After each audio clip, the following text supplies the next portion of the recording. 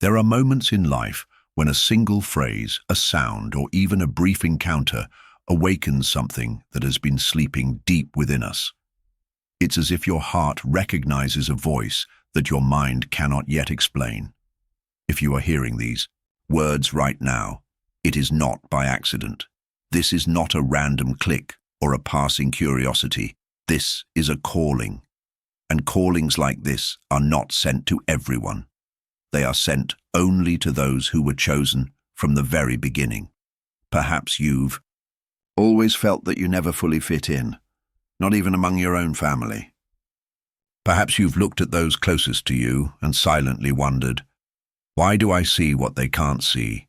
Why do I feel things they will never feel? These questions are not signs of confusion, but of purpose. It is as if there is an invisible mark upon you, a spiritual seal that can never be erased or ignored. You may have tried to be like everyone else, to walk the same path, to wear the same skin, but your spirit never allowed it. There has always been something greater, silent yet persistent, pulling you beyond the ordinary, calling you to something higher. And if you have doubted until now, take this as your confirmation. You are not here by chance. You are here because you were set apart for something the human eye cannot fully comprehend.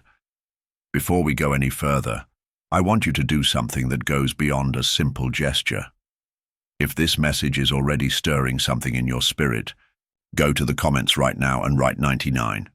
That number, in this moment, is a silent covenant between you and heaven, a declaration that you recognize the calling and you are ready to honor it. It's your way of saying, I hear you, I am ready. And if you haven't yet joined this community, subscribe now and tap the notification bell. Not because this is just another channel, but because this is a gathering place for awakened hearts, where light recognizes light. Now take a deep breath, because in the next part, we are going to touch both the wound and the truth. We are going to speak about why God looked into your own family and chose you. When God chooses someone, his selection defies human expectations. He does not look at titles, appearances, birth order, or popularity. His gaze pierces deeper, straight into the soul, searching for the one who can carry the weight of his purpose without breaking beneath it. And sometimes that chosen one is not the eldest, the strongest, or the most celebrated in the family. Sometimes it is the one no one expected, the quiet child, the dreamer who lingered in their thoughts, while others laughed loudly, the one who asked questions no one wanted to answer, the one who noticed the unspoken tension in a room before anyone else. You may have grown up under the same roof as your siblings, eating at the same table, sharing the same traditions, yet you were not the same. While others sought approval, you sought meaning. While they chased after what could be touched, you longed for what could only be felt. Even in your earliest years, something within you was reaching toward the unseen. This difference did not make you better. It made you burdened. You were entrusted with a deeper sensitivity, a sharper discernment, and a spiritual awareness that set you apart. And because of that, you often felt misunderstood, even by those who loved you. You may have been labeled as too much, too quiet, or too different. But heaven saw something else entirely. Heaven saw readiness. God's choice is not random. It is strategic. He knew that in your bloodline, cycles needed to be broken, wounds needed to be healed, and truths needed to be spoken. He knew there had to be someone who would stand where others would fall, someone who could endure isolation and still remain faithful. And when his eyes scanned your family, he saw you. Being chosen within your own family is not a crown made of gold. It is a mantle woven from both purpose and pain. It means you will see what others refuse to see. It means you will feel what others numb themselves to avoid. It means you will be called to stand in the gap to intercede for those who may never thank you for it. And perhaps the hardest part is this: your family may never fully understand the depth of your calling. Some may admire it from a distance, others may reject it entirely, and some may quietly resent it. But the truth is, their acceptance was never the requirement. God's approval was. Every chosen one is shaped long before they realize they have been chosen. And the shaping is rarely gentle. It begins in the quiet corners of your childhood, in the unspoken wounds, and the moments you thought no one noticed. While others in your family may have had smoother paths, yours was marked with obstacles, storms, and trials that seemed far too heavy for your age. This was not punishment. It was preparation. God's training ground often looks like hardship.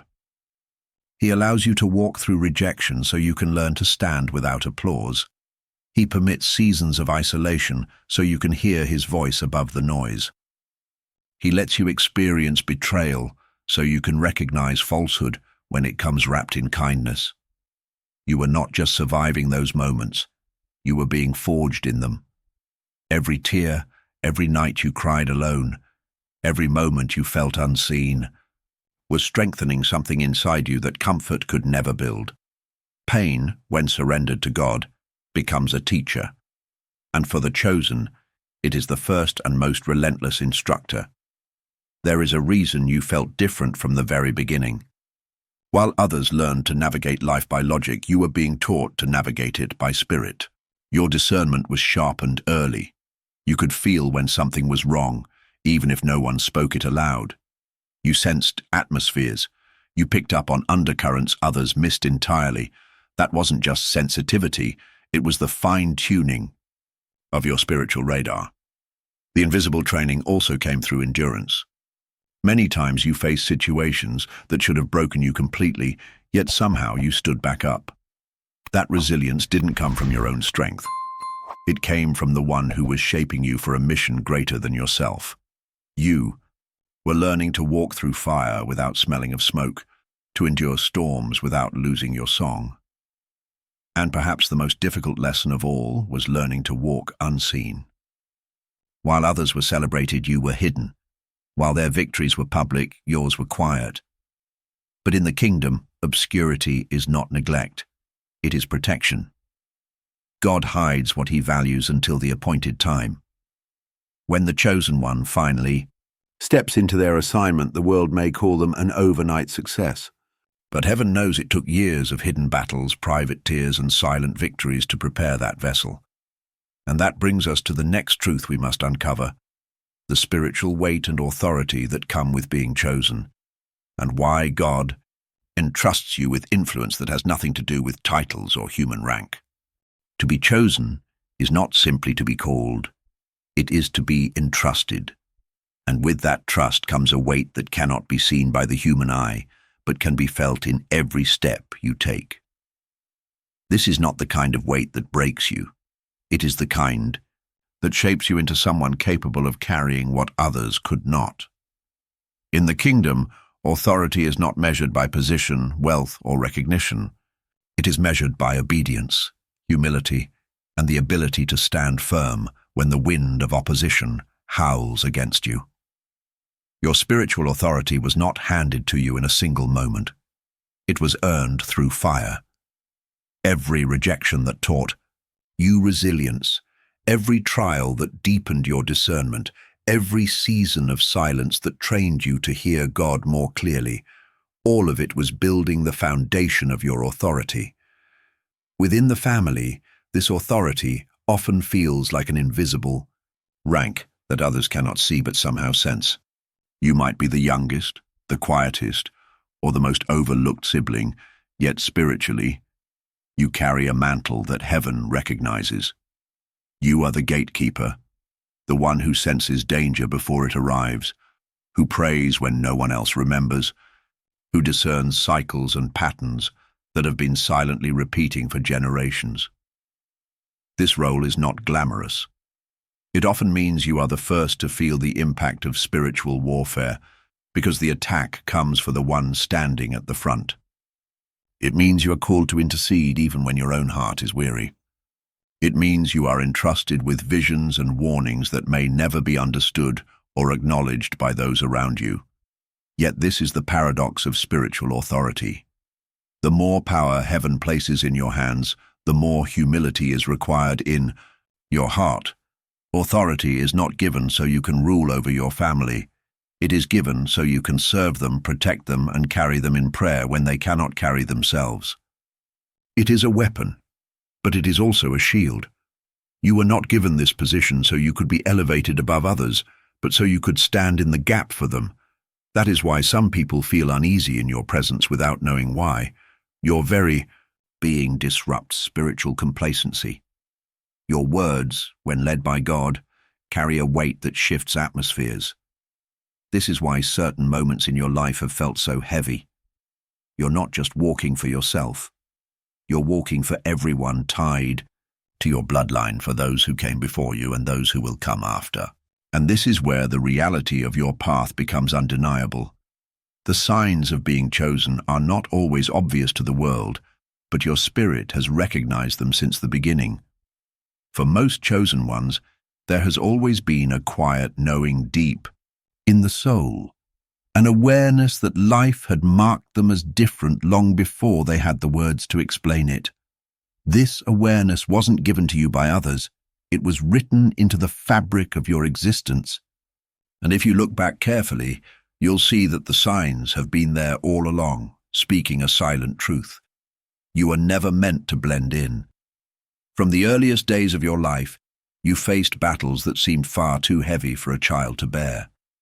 Pain, rejection, instability, and loss arrived at your doorstep before you even understood their names. While your siblings may have been spared certain storms, yours often felt like a battlefield. This was not evidence of God's absence. It was proof of your threat to the darkness. The enemy always strikes hardest against the vessel destined to carry great light. Even in the moments when nothing seemed wrong, you still carried a sense of separation. You could be surrounded by people and still feel alone. While others were satisfied with surface answers, you craved depth. You asked questions that unsettled the room. You sensed falsehood before there was any evidence to prove it. You could walk into a place and feel the heaviness before a single word was spoken. The world may have called it oversensitivity, but heaven calls it discernment, one of the sharpest weapons in the arsenal of those chosen to lead.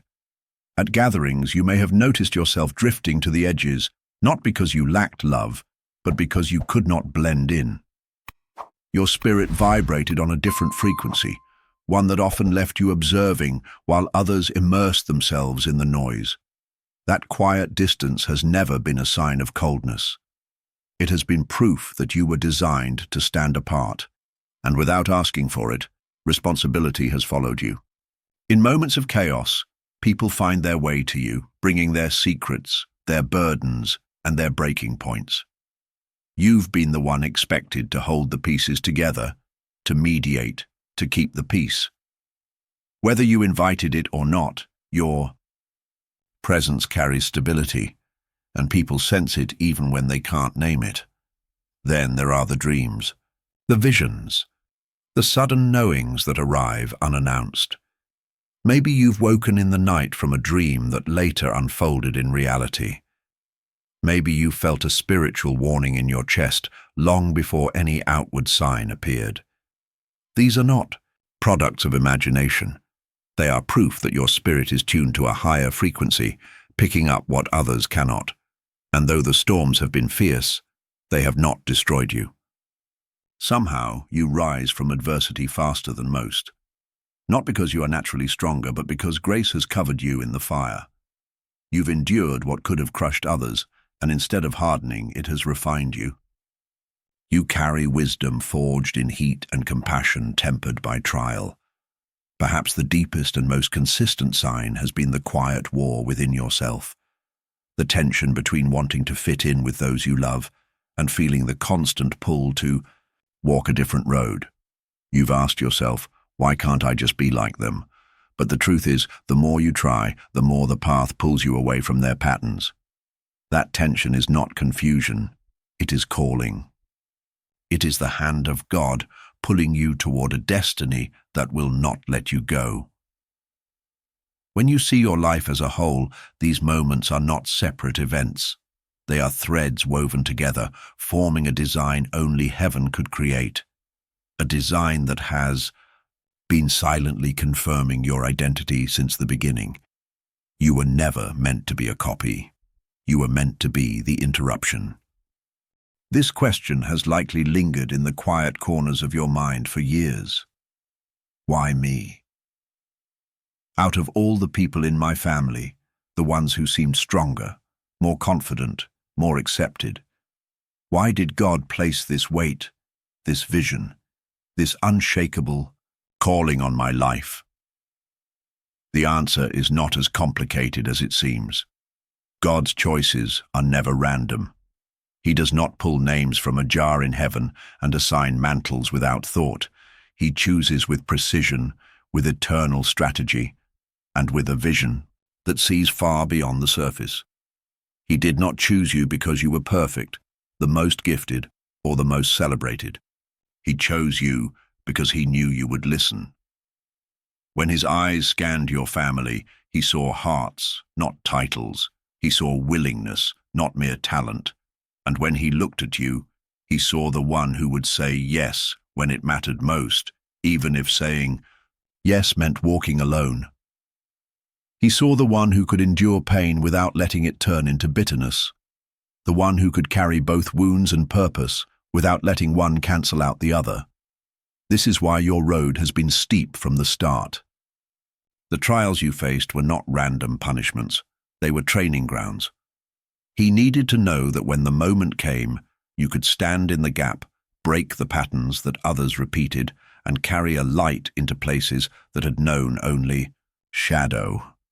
What he placed on you was never meant for prestige. It was for transformation.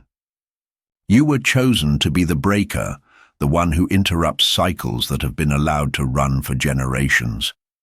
The addictions, the silence, the unspoken trauma, the patterns of pride or fear. You were not sent to perpetuate them. You were sent to end them. That is why you feel an inner resistance every time you are pressured to repeat what has been done before. That resistance is heaven's reminder. You are here to be the turning point. And here is a truth that will humble you if you let it sink in. God's decision to choose you may not have started with you. Somewhere in your lineage, perhaps decades or centuries ago, someone prayed for deliverance. A grandmother in her quiet room, a great-grandfather in his moment of desperation, a nameless ancestor whose words never made it into family records. Someone cried out for freedom, for healing, for change. And instead of sending an angel with a trumpet, God sent you. You are not simply living your life. You are living the answer to a prayer that was whispered long before you were born. This is why your journey often feels heavier than those around you. You are carrying more than your own story. You are carrying the redemption of your bloodline. And when you carry something of that magnitude, you cannot live like everyone else. You cannot walk the same roads, speak the same words, or settle for the same compromises. Being chosen over your siblings does not mean you are loved more by God. It means you were trusted with more spiritual warfare, more responsibility, more vision, more light. And though that trust comes with a cost, it also comes with a promise. The one who placed the mantle on your shoulders will not abandon you under its weight. But before we speak of the promise, we must speak of the reality most do not want to face in the cost of being chosen. Because every calling has a price, and every chosen one must pay it.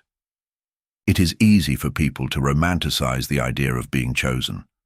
They imagine the calling as a constant stream of blessings, favor, and recognition.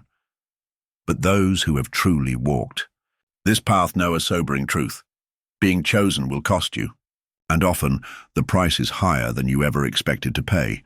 It will cost you relationships, Not because you suddenly stop loving people, but because your path will pull you in a direction they are unwilling or unprepared to go.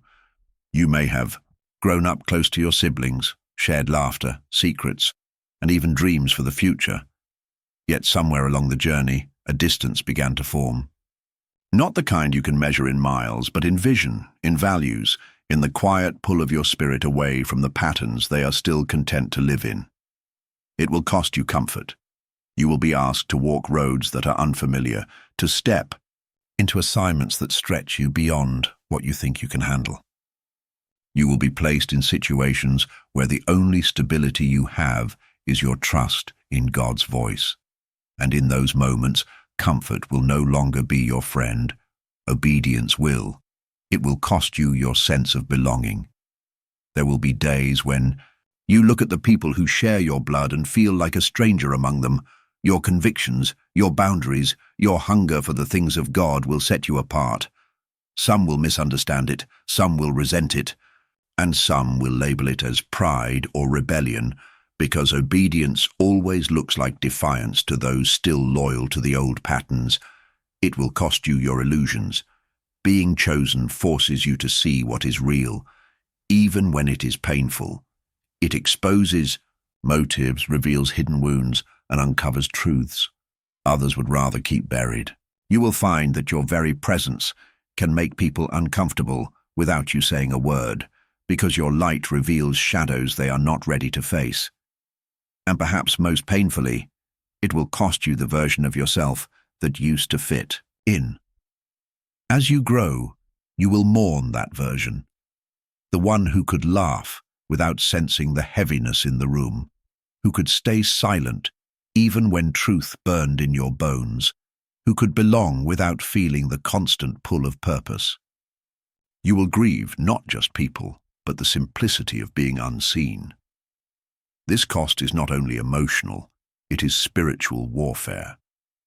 Your sleep will sometimes be interrupted by burdens that are not yours alone. You will carry intercessory prayers for people who may never know you prayed for them. You will feel the weight of battles that no one around you even recognizes are taking place. And through it all, there will be no applause. No one throws a celebration for breaking generational curses or refusing to continue cycles of dysfunction. In fact, you may be accused of tearing things apart when all you are doing is building them on a truer foundation. This is the cost, and it is not light. But those who are truly chosen understand something profound. The cost, as great as it is never greater than the assignment. Because on the other side of the sacrifice is something even heavier, the reward. Chosen one, by now you have heard the truth echoing through every part of your spirit. You were set apart from the beginning, not to be perfect, not to be adored, not to be understood by all, but to be obedient to the one who called you. Every trial, every silent night, every battle that tried to break you was not random, it was divine training. And that training has shaped you into someone heaven can trust with influence that reaches beyond your own life. You were chosen not just to be different, but to make a difference. You carry light into places where darkness thought it had won. You carry healing into wounds that have been ignored for generations. You carry a vision that will not die in your lifetime, because it will live in the lives you touch. Do not wait until you feel ready.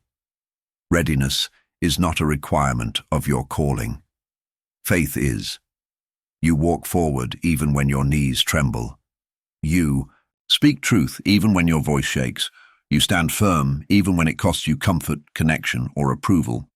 This is what it means to be chosen, to keep walking when others turn back, to keep believing when others have given up, to keep loving when others choose bitterness. And now the mantle is resting on your shoulders. You cannot pretend you do, not know who you are anymore. You cannot shrink to fit places you've outgrown. You cannot let the fear of misunderstanding rob the world of the light you carry. Your assignment is active. Heaven is watching, and your legacy is already unfolding with every step you take. So I leave you with this charge. Walk in your calling as if every step is a declaration that God's choice was not in vain. Walk with humility, but without apology. Walk with fire in your heart and peace in your spirit. And as you walk, remember, you do not walk alone. If this message has confirmed something in your soul today, go to the comments right now and write 99 as your public agreement with heaven that you accept the call. Let it be the moment you stop questioning and start moving. And if you haven't already, subscribe and tap the bell, not because this is just another channel, but because this is a gathering place for those who know they were born to shift the atmosphere. Here, you will be reminded of who you are until you never forget again. You have been chosen. Now rise and walk like it.